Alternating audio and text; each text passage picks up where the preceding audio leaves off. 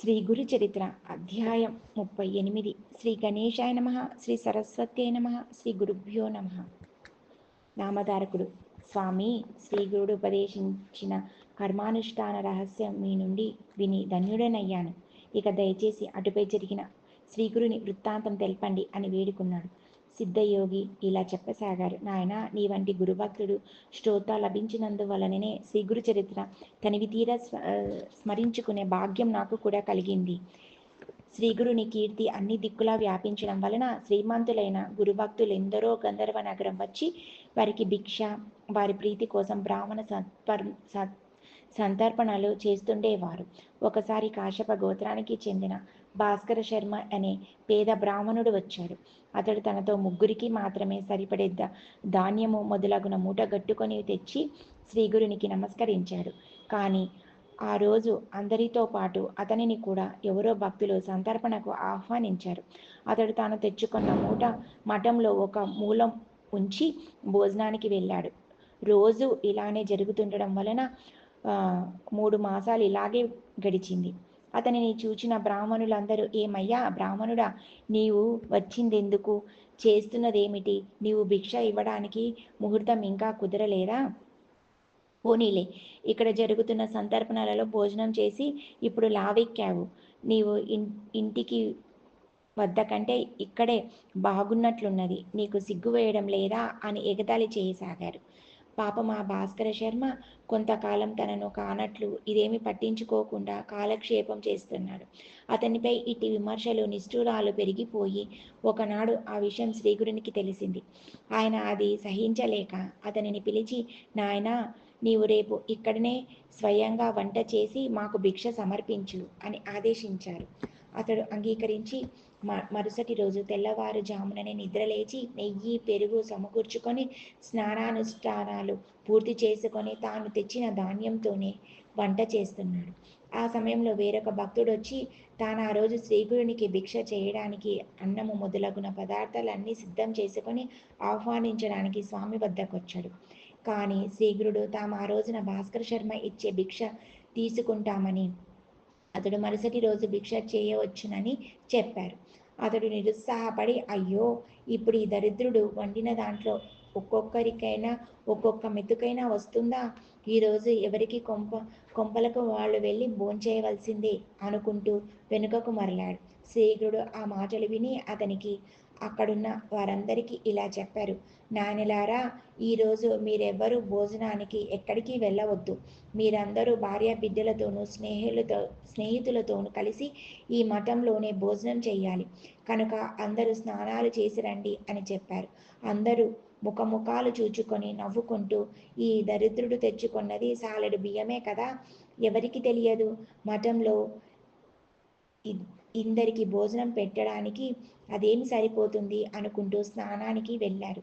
ఇంతలో శ్రీగురుడు భాస్కర శర్మతో, నాయన, కొద్దిసేపట్లో అందరూ వస్తారు, త్వరగా సిద్ధం చెయ్యి అని చెప్పారు. అతడు వెంటనే మరో పొయ్యి కూడా వెలిగించి మిగిలిన వంటకాలు సిద్ధం చేసి అంతా సిద్ధమైందని స్వామికి విన్నవించాడు. అప్పుడు స్వామి నది ఒడ్డునున్న ఇతర బ్రాహ్మణులందరినీ ఆహ్వానించమని భాస్కర శర్మను ఆదేశించారు. అతడు అలాగే వెళ్ళి చెప్పగానే వాళ్ళు పక్కపక్క నవ్వి, ఏమయ్యా, నీవు పెట్టినట్లే మేము తిన్నట్లే. ఈ రోజుకు మా ఇళ్లలో ఉన్నదేదో మేము భోంచేస్తాము, కానీ నీవు కనీసం శ్రీ గురునికైనా కడుపు నిండా పెట్టగలిగితే అంతే చాలు, పో అన్నారు. భాస్కర శర్మ తిరిగి వచ్చి వారందరూ తనను ఎగతాళి చేసి భోజనానికి రమ్మన్నారని చెప్పాడు. శ్రీగురుడు, నాయన, మాకు బ్రాహ్మణులతో కలిసి భోజనం చేయడమే నమ్ముతాము, కానీ మేము ఒక్కరమే భిక్ష చేయము అన్నారు. స్వామి నోటి మాట తప్పక జరిగి తీరుతుందన్న దృఢ విశ్వాసంతో గల భాస్కర శర్మ అది నిరూపించుకోదలిచి దీనంగా, స్వామి, నేనేం చేసేది? నేను మీరు ఆజ్ఞాపించిన ప్రకారం ఎంత బలవంతం పెట్టినా వారు రావడం లేదు సరికదా, నన్ను ఆక్షేపిస్తున్నారు అన్నాడు.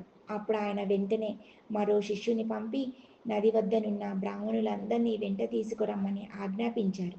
అతడు పరుగున పోయి శ్రీగురుని ఆజ్ఞగా చెప్పి అందరినీ ఆహ్వానించాడు. ఇక తప్పక అందరూ మఠం చేరుకున్నారు.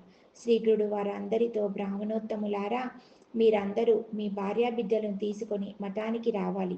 ఈరోజు ఇక్కడే 4,000 మందికి సమారాధన చెయ్యాలి. అందరూ విస్తలలో అన్నం కట్టుకొని తీసుకుపోవాలి అని భాస్కర శర్మతో, ఏమయ్యా చూస్తావేమిటి, లేచి నమస్కరించి అందరినీ ఆహ్వానించు అన్నారు.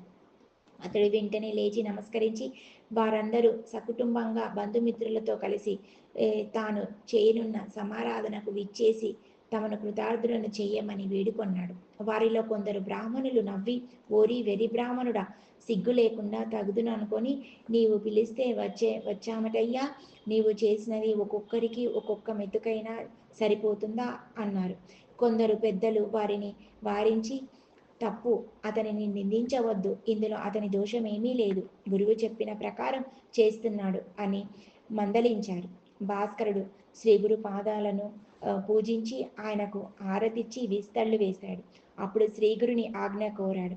అంతటా శ్రీగురుడు అతనికి ఒక వస్త్రం ఇచ్చి దానిని వంటకాలపై కప్పమని ఆదేశించారు. అతడలా చేయగానే శ్రీగురుడు తమ కమండలంలోని నీరు అభిమంత్రించి ఆ వస్త్రంపై చల్లి వస్త్రం తీయకుండా వడ్డన చేయమని ఆదేశించాడు. వెంటనే భాస్కర శర్మ మరికొంతమంది ఆ వస్త్రం క్రింద నుండి పళ్ళాలతో వంటకాలు తీసుకొని తిరిగి తిరిగి వడ్డిస్తున్నారు. నెయ్యి కూడా ధారలుగా వడ్డిస్తూనే ఉన్నారు. అది చూచి భక్తులందరూ ఆశ్చర్యచకితులయ్యారు. అప్పుడు మొదట శ్రీగురుడు, తర్వాత మిగిలిన వారు ఆపోసనం తీసుకొని భోజనం చేయడం మొదలుపెట్టారు. భాస్కర శర్మ ఒక్కొక్కరి వద్దకు వెళ్ళి నెమ్మదిగా కూర్చొని కావలసినవి అడిగి వేయించుకొని తృప్తిగా భోజనం చేయమని చెప్పాడు. భోజనాలయ్యాక అందరికీ తాంబూలాలిచ్చి స్త్రీలకు, పిల్లలకు, అన్ని వర్ణాల వారికి బంతులుగా కూర్చోబెట్టి వడ్డన చేశారు. చివరకు ఊరిలో విచారించి భోజనం చేయని వారెవరూ లేరని నిర్ధారణ చేసుకున్నాక శ్రీగురుని ఆజ్ఞ తీసుకొని భాస్కరుడు గురుప్రసాదం స్వీకరించాడు. అప్పుడు అతడు వెళ్ళి చూసి అతడు వండిన వంటకమంతా అలానే ఉన్నదని స్వామికి మనవి చేశాడు. దానిని జలాచారులకు వేయమని స్వామి ఆదేశించగా అతడు అలానే చేశాడు. కొద్దిపాటి అన్నంతోనే వేలాది మందికి గొప్పగా సమారాధన జరగడం వలన గురుమహిమ అందరికీ తెలిసింది. శ్రీగురుడు సాక్షాత్తు అన్నపూర్ణేశ్వరుడని, వారి అనుగ్రహానికి పాత్రులైన వారికి ఎట్టి కొరత ఉండదని అందరూ కీర్తించారు. అప్పుడు శ్రీగురుడు భాస్కర శర్మను ఆశీర్వదించి ఇంటికి పంపివేశాడు. శ్రీగురుని కీర్తి మరొక్కసారి అన్ని దిక్కులా మారుమ్రోగింది. శ్రీ దత్తాయ గురువే నమః. శ్రీ శ్రీ శ్రీపాద శ్రీ వల్లభాయ నమః. శ్రీ నృసింహ సరస్వత్యై నమః. ఓం శ్రీ గురుదేవ దత్త.